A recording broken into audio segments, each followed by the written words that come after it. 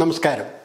ആടിനെ പട്ടിയാക്കുക അല്ലെങ്കിൽ വാദിയെ പ്രതിയാക്കുക തുടങ്ങിയ പ്രയോഗങ്ങൾ നമ്മൾ ഒട്ടേറെ കേട്ടിട്ടുണ്ട്. ഇത്തരം കാര്യങ്ങൾ ക്ലാസ്സിൽ വിദ്യാർത്ഥികളെയൊക്കെ ഇത്തരം പ്രയോഗങ്ങളെക്കുറിച്ച് പഠിപ്പിക്കുന്ന വേളയിൽ അതിന് പറ്റിയ ഉദാഹരണങ്ങൾ ചൂണ്ടിക്കാണിച്ചുകൊണ്ട് കുട്ടികളെ അത് മനസ്സിലാക്കി കൊടുക്കാൻ അധ്യാപകർ ചിലപ്പോൾ ബുദ്ധിമുട്ടുന്നത് നമ്മൾ കാണാറുണ്ട്. അങ്ങനെയുള്ള അധ്യാപകർക്ക് ഇപ്പോൾ ഒരു എളുപ്പ വഴി വന്നിരിക്കുകയാണ്. അതായത് ഹിൻഡൻബർഗ് എന്ന് പറയുന്ന US ബേസ്ഡ് കമ്പനിക്ക് ഇപ്പോൾ securities exchange board of India 46 പേജുള്ള ഒരു ഷോക്കോസ് നോട്ടീസ് നൽകിയിരിക്കുകയാണ്. അതായത് ഈ ഹിൻഡൻബർഗ് 2023 ജനുവരി മാസത്തിൽ നമ്മുടെ ഇന്ത്യയിലെ ഏറ്റവും പ്രധാനപ്പെട്ട വൻകിട ഒരു കോർപ്പറേറ്റ് ഭീമൻ എന്ന് പറയാവുന്ന ഇന്ത്യയിലെ ഭരണ നേതൃത്വത്തിലിരിക്കുന്നവരുമായി പ്രത്യേകിച്ച് പ്രധാനമന്ത്രിയുമായൊക്കെ വലിയ അടുപ്പമുള്ള അദാനി ഗ്രൂപ്പിലെ കമ്പനികൾക്കെതിരെ ഉള്ള ഒരു കള്ളക്കളികളെ സംബന്ധിച്ച് ആ കമ്പനിയുടെ ഓഹരികളിൽ നടത്തിയിട്ടുള്ള കള്ളക്കളിയെക്കുറിച്ചും മാൽ പ്രാക്ടീസിനെ കുറിച്ചൊക്കെയുള്ള ഒരു വിശദമായ ഒരു 85 പേജുള്ള റിപ്പോർട്ട് പ്രസിദ്ധീകരിക്കുകയുണ്ടായി. അത് വലിയ കോളിളക്കം ഇന്ത്യയിലെ രാഷ്ട്രീയ രംഗത്തും സാമ്പത്തിക രംഗത്തും ഒക്കെ ഉണ്ടാക്കിയ ഒരു കാര്യമാണ്. അതോടെ അദാനി ഗ്രൂപ്പിൻ കമ്പനികളുടെ ഓഹരികളിൽ വലിയൊരു വിലയിടിവ് ഉണ്ടാവുന്നതും നമ്മളന്ന് കണ്ടു. ഏതായാലും ഈ റിപ്പോർട്ട് ആഗോളതലത്തിൽ തന്നെ അദാനി ഗ്രൂപ്പ് കമ്പനികളുടെ ക്രെഡിബിലിറ്റിയെ വല്ലാതെ ബാധിച്ചിരുന്നു.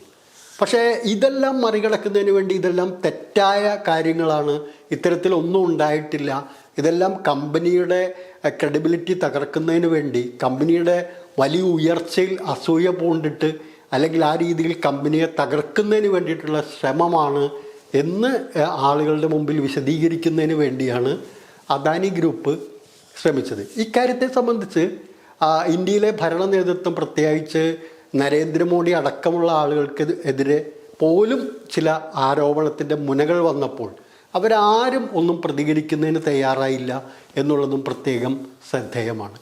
ഇപ്പോൾ നേരെ ഇതിനെ സംബന്ധിച്ച് ചില അന്വേഷണം വേണം, ഇക്കാര്യത്തിൽ എന്താണ് നടന്നിട്ടുള്ളതെന്ന് അന്വേഷിക്കണം എന്നാവശ്യപ്പെട്ടുകൊണ്ടൊക്കെ സുപ്രീം കോടതിയെ സമീപിച്ച ഘട്ടത്തിൽ സുപ്രീം കോടതിയാണ് ഈ റിപ്പോർട്ടിൻ്റെ യഥാർത്ഥ വസ്തുതകളെക്കുറിച്ച് അന്വേഷിച്ച് റിപ്പോർട്ട് നൽകുന്നതിന് സെബിക്ക് നിർദ്ദേശം നൽകിയത്. ആ അന്വേഷണത്തിൻ്റെ ഭാഗമായിട്ടാണ് സെബി ഇപ്പോൾ ഈ ഹിൻഡൻബർഗിന് ഒരു ഷോക്കോസ് നോട്ടീസ് നൽകിയിരിക്കുന്നത്. ഷോക്കോസ് നോട്ടീസിൽ പറയുന്നത് എന്താണ്? ഈ 2023 ജനുവരിയിൽ ഈ റിപ്പോർട്ട് വരുന്നതിന് മുമ്പായിട്ട് ഹിൻഡൻബർഗ് അദാനി ഗ്രൂപ്പ് കമ്പനികളുടെ ഓഹരികളിൽ സ്ക്വയറിംഗ് ഓഫ് നടത്തി അവർ ഏതാണ്ട് 183 കോടി രൂപയുടെ നേട്ടം ആ ഇടപാട് വഴി ഉണ്ടാക്കിയിട്ടുണ്ട്. അതിനെക്കുറിച്ചാണ് ഇപ്പോൾ വിശദീകരണം നൽകണം എന്നാവശ്യപ്പെട്ടുകൊണ്ട് ഷോക്കോസ് നോട്ടീസ് നൽകിയിരിക്കുന്നത്. അതുകൂടാതെ തന്നെ പറഞ്ഞിരിക്കുന്ന ഒരു കാര്യം, ഇന്ത്യയിലെ ആളുകളെ പ്രത്യേകിച്ച് നിക്ഷേപകരെ ഈ ഹിൻഡൻബർഗ് വല്ലാതെ തെറ്റിദ്ധരിപ്പിച്ചു. അദാനി ഗ്രൂപ്പിൻ്റെ ഓഹരികളിൽ വലിയ തോതിലുള്ള ആശങ്കയ്ക്കും വിലയിടിവിനും ഇത് കാരണമായി. ഇന്ത്യൻ സ്റ്റോക്ക് മാർക്കറ്റിനെ അടക്കം മാനിപ്പുലേറ്റ് ചെയ്യുന്ന രീതിയിലുള്ള ഒരു റിപ്പോർട്ടാണെന്ന് ഹിൻഡൻബർഗ് പുറത്തുവിട്ടത്. അതിൻ്റെ അടിസ്ഥാനത്തിൽ നിങ്ങൾ വിശദീകരണം നൽകണം എന്നാണ് ഇപ്പോൾ സെബി ആവശ്യപ്പെട്ടിരിക്കുന്നത്. അതായത് ഏത് സ്ഥാപനം, ഹിൻഡൻബർഗ് എന്ന് പറയുന്ന സ്ഥാപനം അദാനി ഗ്രൂപ്പ് ഓഹരികളിൽ കാണുന്ന ചില മാനിപ്പുലേഷൻസ്, ചില കള്ളക്കളികൾ ദുബായ് കേന്ദ്രമാക്കി വിനോദ് അദാനി എന്ന് പറയുന്ന ഗൗതം അദാനിയുടെ ജ്യേഷ്ഠനായിട്ടുള്ള ആളുടെ നേതൃത്വത്തിൽ പല ഷെൽ കമ്പനികളും കടലാസ് കമ്പനികളും ഒക്കെ ഉണ്ടാക്കി അതിൻ്റെ നിക്ഷേപം പെരുപ്പിച്ച് കാണിച്ച് അദാനി ഗ്രൂപ്പ് കമ്പനികളുടെ ഓഹരികളുടെ മൂല്യം ഉയർത്തി കാണിക്കുന്നു എന്നുള്ള വളരെ കടുത്ത ആരോപണമാണ് ഹിൻഡൻബർഗ് റിപ്പോർട്ടിൽ അന്ന് വന്നത്. ഇതിനു വേണ്ടിയിട്ട് പല രാജ്യങ്ങളിലും, മൗറീഷ്യസ് പോലുള്ള രാജ്യങ്ങളിലൊക്കെ പല കമ്പനികളുണ്ടാക്കി ആ കമ്പനികളിലൂടെ ഈ ഓഹരികളുടെ മൂല്യം പെരുപ്പിച്ച് കാണിക്കുന്നുള്ള ശ്രമങ്ങളുണ്ടായി. അതുവഴി അവർ നേട്ടമുണ്ടാക്കി എന്നുള്ളതടക്കമാണ് പറയുന്നത്. ഇപ്പോൾ സെബി പറയുന്നത് തിരിച്ചാണ് ഉണ്ടായിരിക്കുന്നത്. അദാനി ഗ്രൂപ്പിൻ്റെ ഭാഗത്തു നിന്ന് അങ്ങനെയുള്ള സംഭവങ്ങൾ ഉണ്ടായിട്ടില്ല. അദാനി ഗ്രൂപ്പിൻ്റെ ഓഹരികളെ തകർക്കുന്നതിന് വേണ്ടി, കമ്പനിയെ തകർക്കുന്നതിന് വേണ്ടിയിട്ടടക്കമുള്ള കാര്യങ്ങൾക്കാണ് ഈ റിപ്പോർട്ട് ഹിൻഡൻബർഗ് കൊണ്ടുവന്നത്. അതുവഴി അവർക്ക് 183 കോടി രൂപയുടെ നേട്ടം കൈവരിക്കാൻ കഴിഞ്ഞു എന്നൊക്കെയാണ് ഈ ഷോക്കോസ് നോട്ടീസിൽ പറഞ്ഞിരിക്കുന്നത്. എന്നാൽ ഹിൻഡൻബർഗ് നോൺസെൻസ് എന്ന വാക്കാണ് ഈ ഷോക്കോസ് നോട്ടീസിന് എതിരായിട്ടുള്ള പ്രതികരണത്തിൽ ഉപയോഗിച്ചിരിക്കുന്നത്. തികച്ചും നോൺസെൻസ് എന്ന് തന്നെയാണ് അവർ പ്രയോഗിച്ചിരിക്കുന്നത്. അതുമാത്രമല്ല, തിരിച്ച് അവർ കുറേ അധികം കാര്യങ്ങൾ കൂടി പുറത്തേക്ക് കൊണ്ടുവന്നിരിക്കുകയാണ്. ഇനി അവർ പറഞ്ഞിരിക്കുന്നത് ഈ ഇത്തരം കാര്യങ്ങളിൽ ഈ നിലപാടിലേക്ക് പോവുകയാണെങ്കിൽ കുറേയധികം കാര്യങ്ങൾ കൂടി ഇന്ത്യൻ സ്റ്റോക്ക് മാർക്കറ്റിനെ കുറിച്ച് പുറത്തു കൊണ്ടുവരാൻ ഞങ്ങൾ നിർബന്ധിതരാവും എന്നൊക്കെ. നേരത്തെ നമ്മൾ പറഞ്ഞു, ഒരു ഇന്ത്യൻ ഓഹരി വിപണി തന്നെ ഒരു കുമിള പോലെയാണ്. പല രീതിയിൽ അതിനെ ഇങ്ങനെ ഊതി വീർപ്പിച്ചിപ്പോൾ ഒരു ബലൂൺ പോലെ നിർത്തിയിരിക്കുന്ന സിറ്റുവേഷനുണ്ട്. അത് എപ്പോൾ പൊട്ടും, എത്തരത്തിലുള്ളൊരു സ്കാം ഇന്ത്യൻ ഓഹരി വിപണിയിൽ ഉണ്ടാകുമോ എന്നതടക്കമുള്ള ആശങ്കകൾ കഴിഞ്ഞ നമ്മൾ ഈ ബിസിനസ് ഡീകോഡിൻ്റെ ഒരു എപ്പിസോഡിൽ പരിശോധിച്ചിരുന്നു.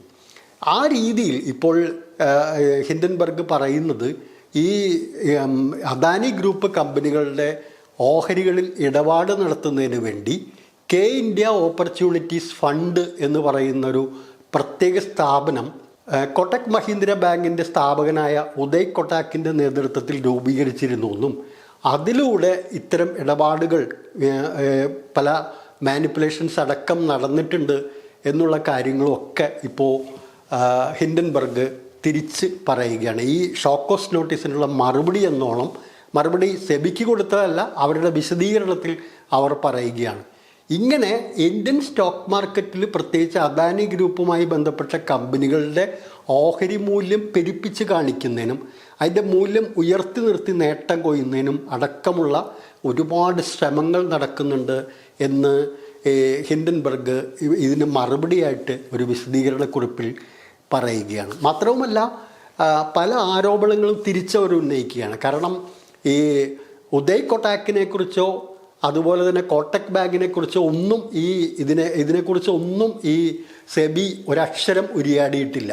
പക്ഷേ ഇവർ പറയുന്നത് ഈ കെ ഇന്ത്യ ഓപ്പർച്യൂണിറ്റീസ് ഫണ്ട് നടത്തിയിട്ടുള്ള ഇടപാടുകൾ ദുരൂഹമാണ് എന്നുള്ള ഒരു കാര്യം പറയുന്നുണ്ട്.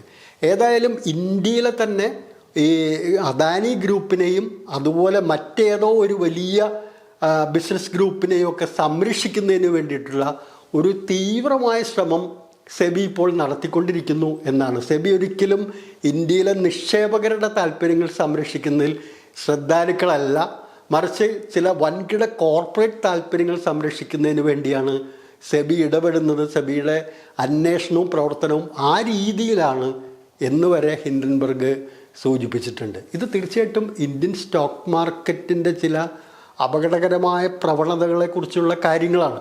അങ്ങനെ ചില ആളുകൾ ചില റിപ്പോർട്ടുകൾ, ചില സത്യങ്ങൾ, ചില യാഥാർത്ഥ്യങ്ങൾ പുറത്തു കൊണ്ടുവരുമ്പോൾ അവരെ പേടിപ്പിക്കുക, അവരെ ഷോക്കോസ് നോട്ടീസ് കൊടുക്കുക, നിങ്ങളാണ് പ്രതികൾ, ഇവിടെയൊന്നും ഒരു പ്രശ്നമൊന്നുമില്ല എന്ന് വാദിയെ പ്രതിയാക്കുന്നൊരു സിറ്റുവേഷനിലേക്ക് സെബി അടക്കമുള്ള റെഗുലേറ്റിംഗ് ഏജൻസികൾ പോവുകയാണ്. മാത്രവുമല്ല, ഹിൻഡൻബർഗ് പറയുന്ന ഒരു കാര്യം, സെബിയുടെ ചെയർപേഴ്സണായിട്ടുള്ള മാധവി പുരിയുമായിട്ട് അദാനി ഗ്രൂപ്പിൻ്റെ തലവൻ ഗൗതം അദാനി 2 തവണ കൂടിക്കാഴ്ച നടത്തിയിട്ടുണ്ട് ഇതിനിടയിൽ. അതുപോലെ തന്നെ ഈ സെബിയുടെ നേതൃത്വത്തിൽ നടത്തിയിട്ടുള്ള ചില സെമിനാറുകളുടെയും അതുപോലെയുള്ള ചില ക്യാമ്പുകളുടെയൊക്കെ ചുക്കാൻ പിടിക്കുന്നത്, അതിന് നേതൃത്വം കൊടുത്തിരിക്കുന്നത് ഉദയ് കൊട്ടാക്കിനെ പോലുള്ള ആളുകളാണ്. അങ്ങനെ ഈ സെബിയെ തന്നെ ഇന്ത്യയിലെ വൻകിട കോർപ്പറേറ്റുകൾ നിയന്ത്രിക്കുന്നു എന്നടക്കമുള്ള ആരോപണം ഇതിന് മറുപടിയായിട്ട് ഈ ഷോക്കോസ് നോട്ടീസിനുള്ള വിശദീകരണ കുറിപ്പായിട്ട് ഇപ്പോൾ ഹിൻഡൻബർഗ് ഇറക്കിയിട്ടുണ്ട്. ഏതായാലും വളരെ ചൂടുപിടിക്കുന്നൊരു സിറ്റുവേഷനിലേക്ക് കാര്യങ്ങൾ പോവുകയാണ്. അപ്പോൾ ഇന്ത്യയിലെ ഒരു വൻകിട കമ്പനിയെക്കുറിച്ച്, പ്രധാനമന്ത്രിയുമായി നേരിട്ട് വലിയ അടുപ്പമുള്ള വലിയ ബന്ധമുള്ള ഒരു ഗ്രൂപ്പിനെക്കുറിച്ച് ചില കാര്യങ്ങൾ, ചില വസ്തുതകൾ വളരെ കൃത്യമായ വിവരങ്ങളുടെ അടിസ്ഥാനത്തിൽ തെളിവുകളുടെ പിൻബലത്തോടെ ഹിൻഡൻബർഗ് എന്ന് പറയുന്ന ഒരു കമ്പനി, ഒരു ഇൻവെസ്റ്റ്മെൻറ്റ് കമ്പനിയാണ് അവർ അവതരിപ്പിക്കുമ്പോൾ അതിനെ അവരെ ഏകദേശം ഭയപ്പെടുത്തി അവർക്ക് ഷോക്കോസ് നോട്ടീസ് അയച്ച് നിങ്ങളാണ് ഇതിനകത്ത് കാശുണ്ടാക്കിയിരിക്കുന്നത്, നിങ്ങളാണ് ഇവിടെ കള്ളക്കളി നടത്തിയത് എന്ന് പറഞ്ഞുകൊണ്ട് ആടിനെ പട്ടിയാക്കിയും വാദിയെ പ്രതിയാക്കുന്ന ഒരു നിലവാരത്തിലേക്ക് സെബി പോയിരിക്കുകയാണ്. അപ്പോൾ ഇത് ഇന്ത്യൻ സ്റ്റോക്ക് മാർക്കറ്റിലെ നിക്ഷേപക താല്പര്യങ്ങൾ സംരക്ഷിക്കുന്നതിനും വേണ്ടിയിട്ടുള്ളൊരു റെഗുലേറ്ററാണ് സെബി എന്ന് നമ്മൾ ആലോചിക്കണം. ആ സെബി അന്വേഷണത്തിൻ്റെ ഭാഗമായിട്ട് ഇത്തരം കള്ളക്കളികൾ നടന്നിട്ടുണ്ടോ, എന്താണ് യഥാർത്ഥത്തിൽ നടന്നത് എന്നുള്ളതിന് പകരം ഈ വൻകിട ഗ്രൂപ്പുകളെ പ്രൊട്ടക്റ്റ് ചെയ്യുന്ന നിലപാടിലേക്ക് പോയിരിക്കുന്നു. അപ്പോൾ ഇത്തരം റെഗുലേറ്റിംഗ് ഏജൻസികൾ വാസ്തവത്തിൽ ആരുടെ താല്പര്യങ്ങൾ സംരക്ഷിക്കുന്നു എന്നുള്ളത് വളരെ പ്രധാനപ്പെട്ട ഒരു ഇഷ്യൂ ആണ്.